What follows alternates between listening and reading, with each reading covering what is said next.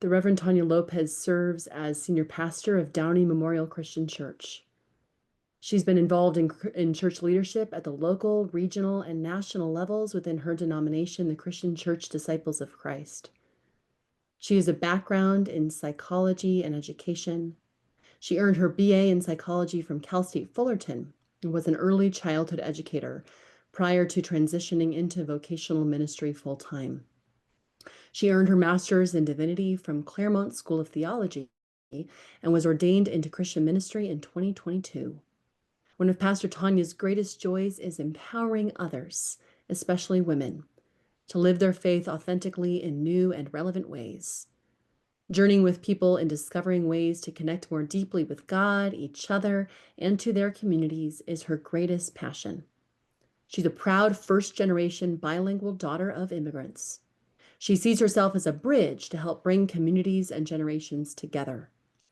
Pastor Tanya is a creative thinker who seeks to lead and serve others from a place of radical hospitality, welcome, and inclusivity.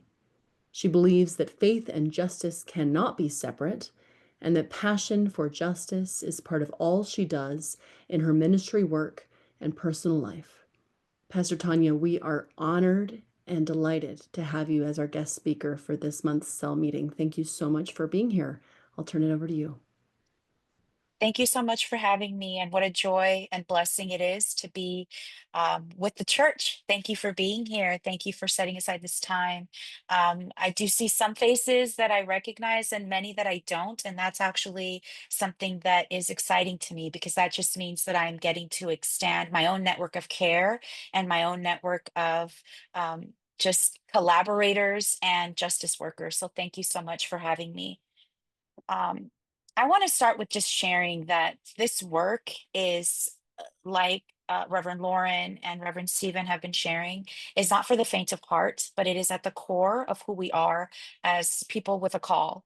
I do believe in the priesthood of all believers and that every person has a call upon their lives. But when you step into the role of an ordained minister or a clergy in any faith tradition. I work with several interfaith colleagues, and so all clergy and all faith leaders take on this mantle of embodying not just our traditions, but the values and seeing the divine spark of our Creator in each human being. And so it is in that spirit that I chose to respond the way that I did on June 11th of this year, when in LA County and specifically in the city of Downey, in the city of Whittier, Santa Fe Springs, and Norwalk, which is kind of several sister cities that are very close together. There were several raids, there were several groups of rapid response community members and even like elected officials that had been notifying the community that federal agencies were in the cities and that there were several calls already flooding the lines that they were witnessing people being taken off the street forcefully, aggressively, people in unmarked vehicles, people in plain clothing, wearing various different types of tactical gear with vests and guns holstered in utility belts and patches that said police and not much else to go by. Masks that covered their entire faces up until their eyes, often wearing sunglasses and caps because they don't want to be identifiable. They don't want to be able to be recorded in any way that could help us, right? Identify who they were. And so I had been made aware of this early that morning. And it was a Wednesday morning. That next Sunday was going to be Father's Day. So I was holding office hours, like many of us do when you're planning for your Sunday morning sermon or just, keeping up with the administrative responsibilities of overseeing a congregation. I was not expecting that Wednesday to turn out the way that it did. Um, Myself, my family, my girls were on summer break, so they were in my office. Um, we were just working. My husband, who's a staff at the congregation as well, happened to see because his office directly faces the parking lot that several vehicles entered into our lot very quickly, kind of just turning and almost screeching the tires to get in. And that always alarms someone, like, wait a minute, what's happening? Is this an emergency? Um, and he just says, Tanya, something is happening, and then steps out of the office. I think anybody who's concerned would have wondered, what do you mean what's happening? And so naturally, I stepped out. I told my daughters to stay in the office, and I stepped out. And what we then witnessed was our worst fear, which is exactly what we had been hearing. It was happening in our parking lot. By the time I got out there, there was already um, a sort of semicircle that three, again, ununiformed because they were just wearing regular clothing, jeans, khakis, Vans, Nikes. These are not people that are uniformed as law enforcement officers in any capacity. And they were creating a perimeter around a gentleman that was on the floor. From what I could tell, because they were not allowing me to get close, he was already either zip tied or handcuffed, and he was just sitting. Um, and they had him against a wall that borders our primary lot and then a surrounding dentist's office parking lot. So naturally, I come out and I say, what are you doing here? I'm the pastor of the church. My name is Pastor Tanya Lopez. What are you doing here? Do you have a warrant? I start asking the questions that I think they weren't expecting or that they get annoyed by, if you know the right kinds of questions. I will preface this by saying I had been doing my work as best as I could by doing some Know Your Rights trainings for myself, because all of this is something that I think we weren't anticipating to pick up the way that it did. Um, Many of you may know that there has been a recension of sensitive locations, so hospitals and schools, churches, places that were supposed to be sacred and sensitive locations were now free game. And so I took it upon myself to try to learn as much as I could, not knowing that it would empower me to respond the way that I did. So I came out. um, I started asking them those questions. Why are you here? Who are you looking for? Where's your warrant? And they weren't answering. They just kept getting really frustrated, walking closer and closer, like really close to my face because they wanted me to back up, continuing to tell me that I had no right to be on the parking lot. You need to get back. You don't have permission to be here. At which point I kept saying, I have permission to be here. This is the church parking lot. I am the pastor here. Tell me who you are. Who are you with? Are you ICE? Are you Border Patrol?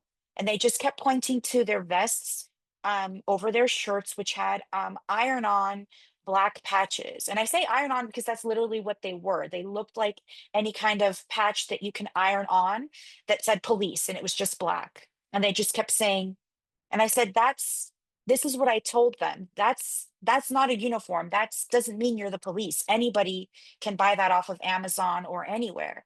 And they laughed and threw back their head. And I just kept re-emphasizing, I've told you who I am. You need to tell me who you are. When I saw that they weren't going to identify themselves, I kept trying to kind of get around them and get closer to the man that was detained. And I kept shouting out in Spanish, ¿A quién le puedo llamar? Who can I call? Shout out the phone number, because I just wanted to, as much as I could, help him, right? I knew there was nothing I could do other than take down some information. But the more that I shouted in Spanish, dime los números, ¿a quién le llamo? Dime el nombre de tu familiar. Tell me the name of your family member. Just shout out a name. I'll find them. The more they got agitated, telling me, you need to stop. You can't be doing that. Get back. You don't have permission to be here. And the more that I did it, the more they kept gesturing to their belts, kind of reminding me that they were armed. At one point, because I just kept shouting and then trying to remind this man of his constitutional rights, because I said, you didn't even read him his rights. Did you give him a chance to produce identification? I just kept shouting, in Spanish, tienes el derecho a permanecer en silencio. You have the right to remain silent. You don't have to answer anything without a lawyer. Don't sign anything without a lawyer being present. But the more that I used the tools that I had, the more upset they got. So at one point, they used one of their vehicles to get in front of us because I kept inching my way forward and they kept sort of trying to maneuver in such a way that I wouldn't be able to get close to the man. At that point, there was, I'm sure there were more that came because there was also a young girl, a local realtor with one of the offices of Century 21 Realty. She was there as well. And she kept also recording and shouting, right? You can't be doing this. This is shameful. Um, but they moved a car in front of us quickly. This is what they're doing. They're screeching their tires and creating a wall. So I sort of jogged. It felt like I ran, but I jogged, and that's when I tried to record as much as I could. The whole time I had my phone out. Um, but I'm sure you can imagine I'm trying to connect with this man, try to get information, and also document as much as I could. So what made it through social media and just to the media itself were those like 17 seconds of me responding to them when they kept saying, "You can't be here." Um, and I said, "This is Downey Memorial Christian Church. We are not okay with you being on this property and doing this." Um, and that's when, in the beginning of that video, there's a gentleman that at first did not have a larger rifle, but later at some point he had gone to get what I think is a crowd dispersing rubber bullet type weapon. And he just kind of like waved it, like, "Get back," as in now he's really trying to get us to stop. Um, And I tried to get as close to that vehicle once they put him in that dark SUV, and I just ran alongside it and kept shouting in Spanish, "Do not sign anything. You have the right to remain silent." And they drove off. Before any of that happened, when I kept asking them to identify themselves and telling them who I was, and I told them, "This is private property. We do not consent to you being here. You cannot be here." There was one of the agents, I still don't know if they were for sure agents or contracted people that are not with any federal agency. They're the ones that said, or he was the one that said, "The whole country is our property. Essentially, we can go wherever we want to go."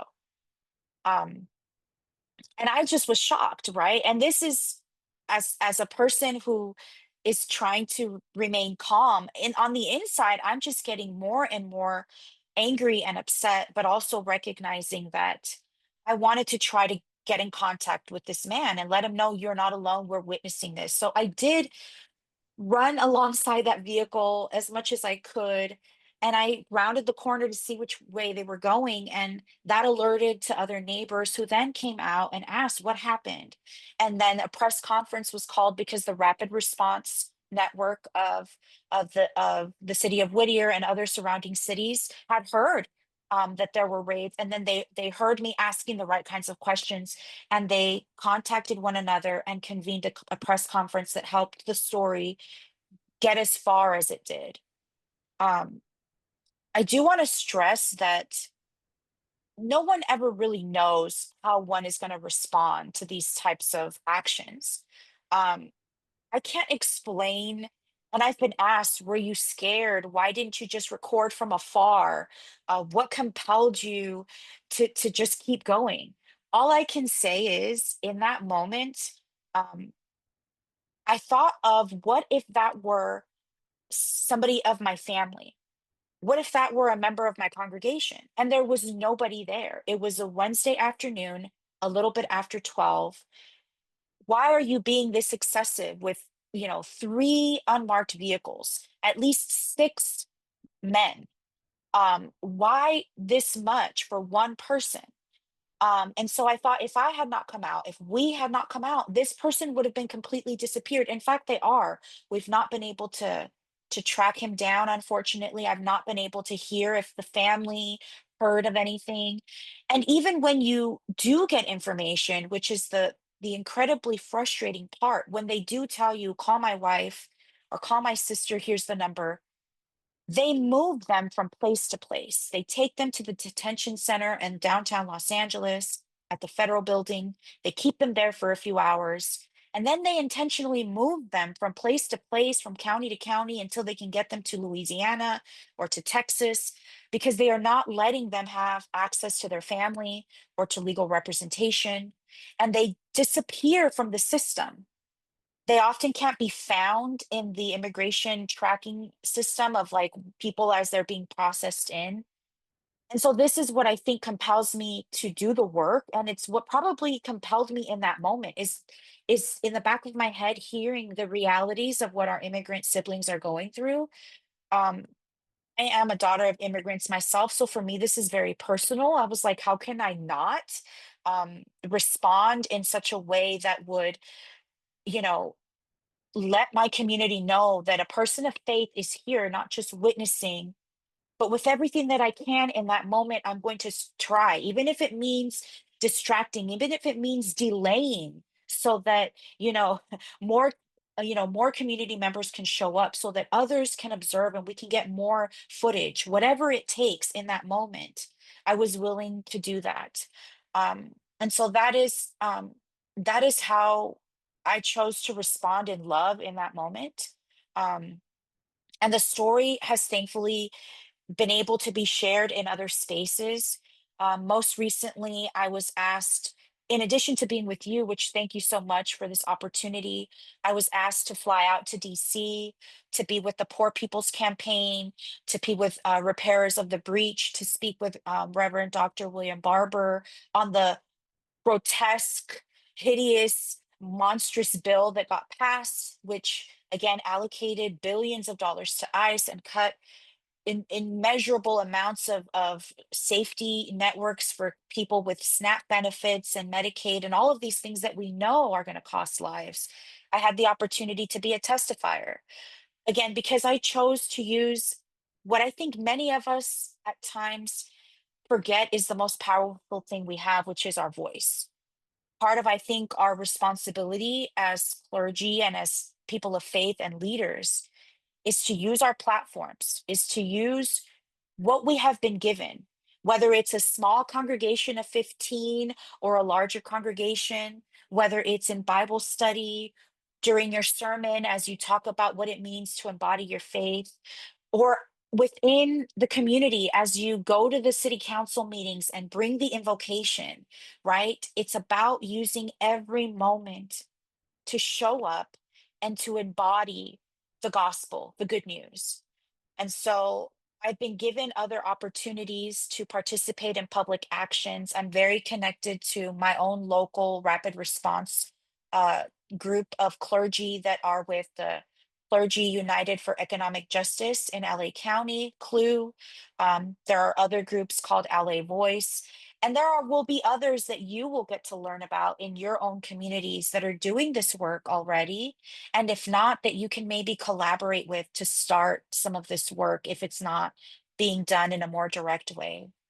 But that's a little bit of my story. The work is ongoing, and it's more than just documenting and recording when there's stuff happening in front of you. It's also what happens behind the scenes. Oftentimes, there are people that are being detained and taken when they're showing up for their court appearances. They're doing everything right, and they show up and they get taken, waiting for their case to be heard or showing up because it was pending and this was their next appointment. So if you have the opportunity to connect with groups that are allowing public witnesses, faith leaders to come and just be a witness and just sit in the hearings, you have the opportunity as well to get information when the family is able to, or the person is hears whether their case is being dismissed, or if they have another appointment, you get to tell them, I'm here, I'm a religious leader, I would just like to get some personal information if you're comfortable, so that should anything happen, we can help find you and connect you with your family. And most people are extremely grateful to have the church present with them in that way. That's not stuff that makes it on the media, but it's exactly what needs to be happening. It's about doing the grocery runs for families that are too scared to go shopping. It's about going to the hospitals where now we're seeing that people are camping out in hospitals, waiting to see if a person who had a medical emergency while being detained can be taken now. And so continue to connect, continue to find these networks of care that are out there. I promise you they're out there, and plug in because your gifts are needed. The time is now, and you have all that you need already. And so I'm here to encourage you all to pray with you and to also share any additional insights or things that have worked for us here in LA County. I do recognize that some of what works and is possible for us might not be the same in your states or where you're located. We are also kind of the epicenter of a lot of stuff that's happening, and so things change very rapidly. And our risks will be different than the risks that you face. And so I invite you to be bold, but I also invite you to check in with yourself. And every small action is important. So don't feel that you need to go toe to toe with ICE or Border Patrol. It can be as small as creating a phone tree, getting to know your local neighborhood, and being that person that says, when we see a vehicle that we don't recognize that's circling our neighborhood, we're going to call one another and check in to see how we're feeling. So all of these are important actions that we can take, and it's how we can be that clergy emergency league on the ground when it's needed most.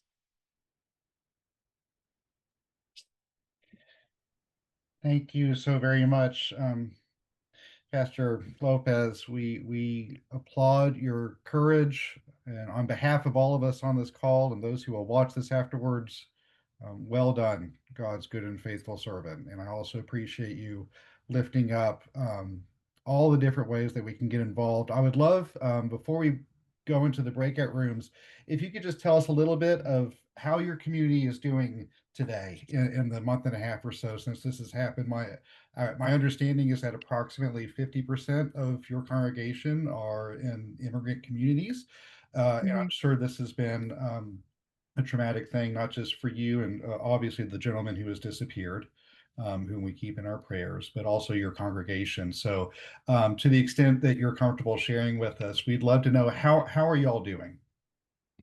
Yeah, so I will say that those first two Sundays that followed this incident were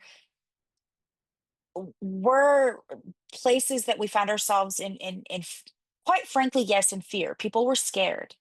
They were saying, Pastor, are you canceling the service? It's Father's Day. Are we going to lock the doors? Um, and so I reached out to my regional minister. I reached out to local colleagues and I said, can you please fill the pews? We don't know if anything is going to happen. We don't think it will happen, but we also don't want agitators, right? As much as many people in our community have been very supportive, I recently shared a pretty nasty piece of hate mail on my own personal Facebook page that I received. And there was a media frenzy following this incident, people wanting me to speak. There was also an incident that happened at a Catholic church that was a few blocks away from us, but every community of faith chooses to respond in the ways that are authentic to them. And some churches are like, we have no comment. We're not going to say anything. We don't want to. And I, again, felt compelled to tell the story of what's actually happening. And so our congregation was feeling very uncomfortable, very uneasy. Some families told me that they were probably not going to come. And so thankfully, we did get security. We had some security detail those next two Sundays, again, to help the congregation feel safe. Nothing over the top. They were, for all accounts and purposes, people worshiping with us, but they were with a private security company, again, just kind of walking around our church campus and making note of people that were choosing to come in and out of the parking lot, but not come out and join us for worship, which did happen. Um, we did have media come, and so people were a little uneasy with that because they felt that not all attention is good attention. Even if the message that we're sharing is great, it also exposes us. And so that has thankfully diminished over time, just as I'm sure there's so much happening in our country that it shouldn't be that it moves on this quickly from something this traumatic, but there has been a lot that has happened since then. And so the congregation is now feeling a little bit more at ease, sort of like we're getting back to our normal rhythms. But even this past week, we've had incidents happening where raids are picking up, and they know that I'm very active. They support me, but they also are concerned for my own safety. And so at times they're like, Pastor Tanya, please be careful. Please be mindful. And I do all that I can. I practice the buddy system. I go out when I know there's someone that I know that will be there. Um, but my congregation is taking it a day at a time. And for the most part, I think they've been able to be resilient in large part because I've reminded them in my sermons, in the prayers that I offer. I did a lot of pastoral calls over the phone. I did a lot of one-on-ones with them to remind them that we cannot give in to fear. And that if we want to be the church that's modeled after the early church, right? We've got to keep coming together. We've got to not let this make us feel that we can't be the church. And they know that for their own safety, if they wanted to join us through Zoom or Facebook, that they could do that, right? The pandemic taught us to be creative about worship. And so I made it very accessible for anyone. We did see some decline in attendance for a few weeks, but now we're sort of back to our usual, our usual number. We do have some families that intentionally after the election had told me, I'm not sure I'm going to be able to worship in person for a while because I just know what he's like. He who shall not be named. I know what he's like, and I don't want to put myself at risk. And so that's been heartbreaking for me, but I've been intentionally always checking in with those families. I often do home visits and I do what I can to make sure they feel connected. I believe Lauren has a question for you, but real quick, I did see a quick question in the chat box about if the copy of this video will be made available, if you would like to share it in your circles. And I wanted to say yes, and Reverend Lopez has graciously allowed us to both record and circulate her portion of this event tonight. But once we break into breakout rooms and then come back for general discussion, we are not going to circulate that portion just because we want to be sensitive to those who might want to speak a little bit more candidly about their ministry with immigrants and refugees. So this portion, yes, absolutely, we will email it out afterwards. Yes, Lauren, go ahead. First, thank you, Pastor Lopez, for sharing your story. It's been such a source of inspiration and hope and righteous challenge for many of us, myself included. And I am curious about the kinds of networks that you have leaned on, both in the immediate aftermath of this incident and in the weeks following. You alluded to the region that you were able to call upon to help fill the pews. What are some of the tools that you have used in the aftermath of this, including the groups and communities and organizations that have helped you to get the message out and to feel supported in this time that other folks might also think about tapping into in their own contexts? Sure. Yeah, so this is not work you can do alone. And honestly, um, as you can see, I am a young woman of color or relatively young. I'm not as young as I may look. But I did feel it's hard not to admit that I am traumatized. It was a traumatizing experience. And so I reached out to my regional minister as part of my denomination. He oversees our region in the Pacific Southwest region that covers Southern California, parts of Nevada, and Hawaii. And so I was grateful that my denomination really had my back. My general minister and president, as well, from the Christian Church Disciples of Christ, put out a letter, a statement similar to what the Clergy Emergency League did as well. Um, so thank you, Clergy Emergency League, for being part of my extended network.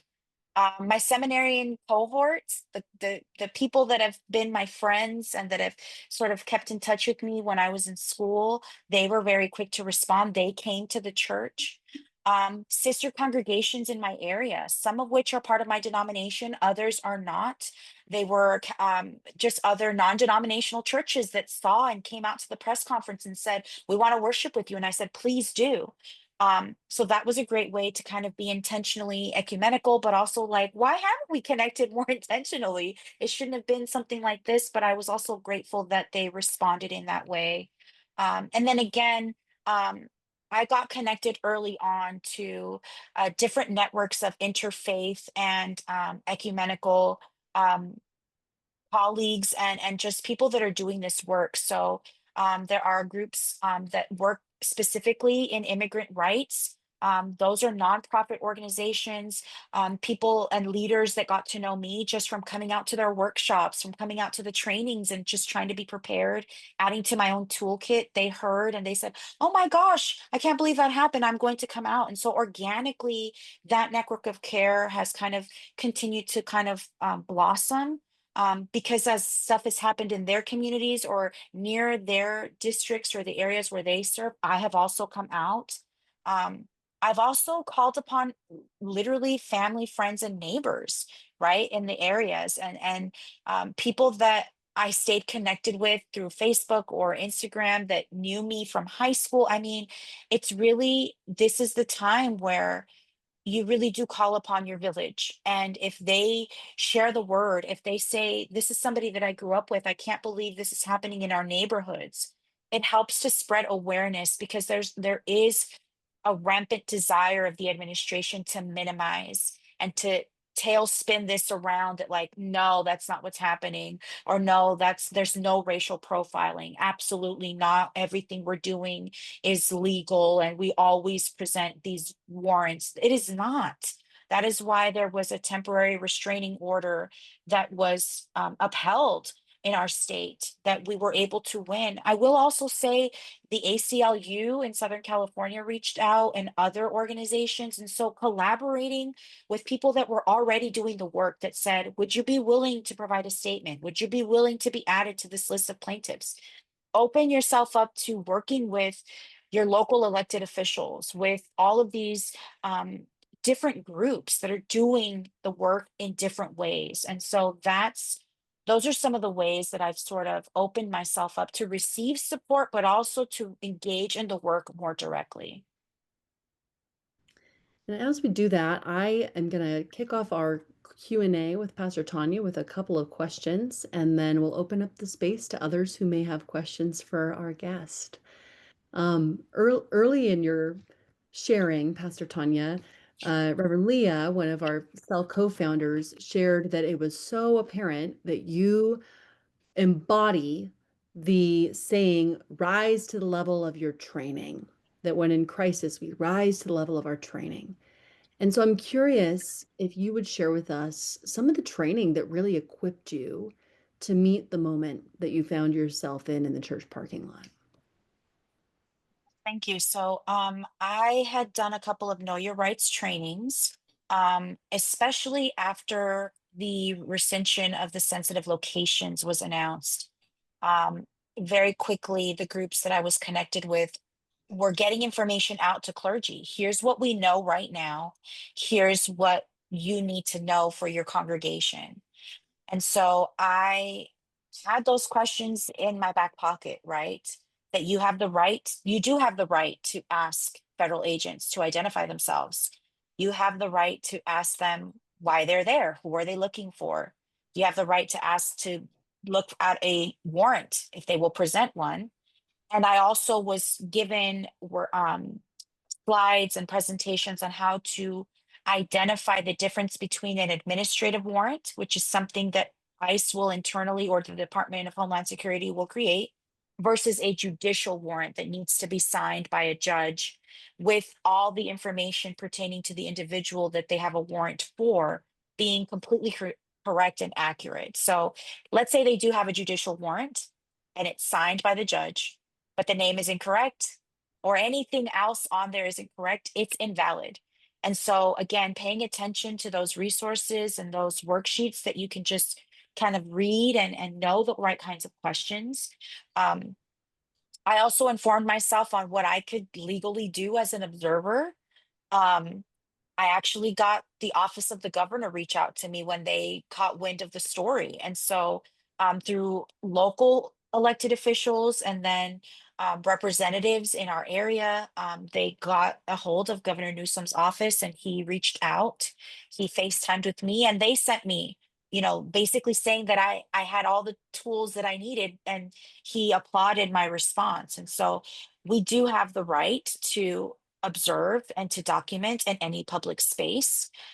We do have the right to basically ask questions. And, unless we're given information like, this is a private investigation and they show you a badge and they ask you to, move away for your own, like, if you don't get that information, you're still within your rights to record, even local law enforcement. And so, those are some of the things that I just already knew that should they choose to violate my rights, I also knew that I could reach out to a lawyer and pursue litigation for the own violation of my own civil rights. And so all of those things that they teach you in the Know Your Rights trainings comes incredibly handy and helps you feel more like you're, even if anything were to go badly, that you've got some tools for what you can do next.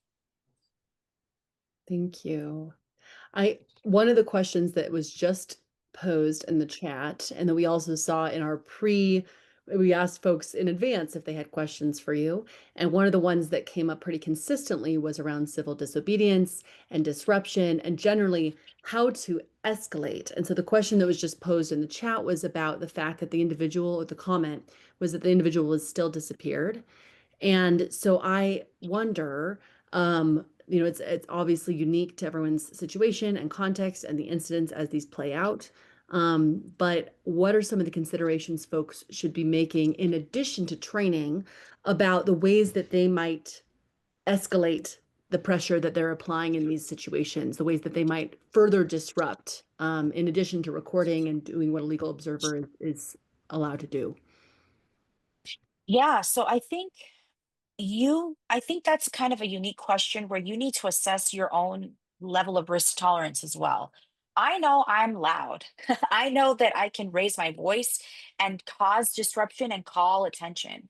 And so I chose to be loud intentionally. If I can't get to you physically, I'm going to shout out loud, and I was heard. And so I think if you can create distractions, if you can be a nuisance, right?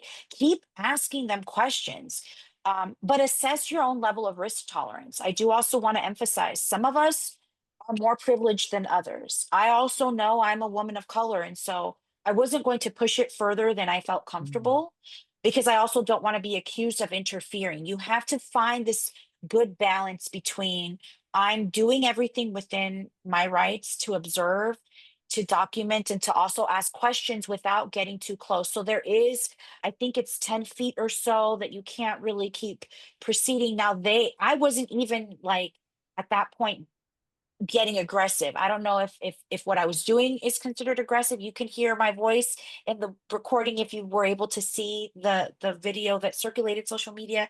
I was just very loud. But I think also what you can do is you can keep asking the right questions. I kid you not, it is incredibly frustrating for them to have the right kinds of questions being asked over and over and over again. It may not seem creative or disruptive enough, but often you're literally holding up a megaphone to them when you say what you're doing is illegal because you're not even reading people their Miranda rights and you're not even allowing people the enough time to produce any identification. So the more that you can call that out, the more that you cannot do anything to interfere or prevent them from conducting their operation, unfortunately. So in many ways, our hands are somewhat bound, but what we can do is be a moral witness, identify who we are, be very clear and concise with why we're doing what we're doing, and refuse to let up. Be annoying, be a nuisance, be a pest to them, but also assess your own level of safety. And if things start to get more escalated because of your own questioning, know that you need to stand back and just keep observing and document as much as you can.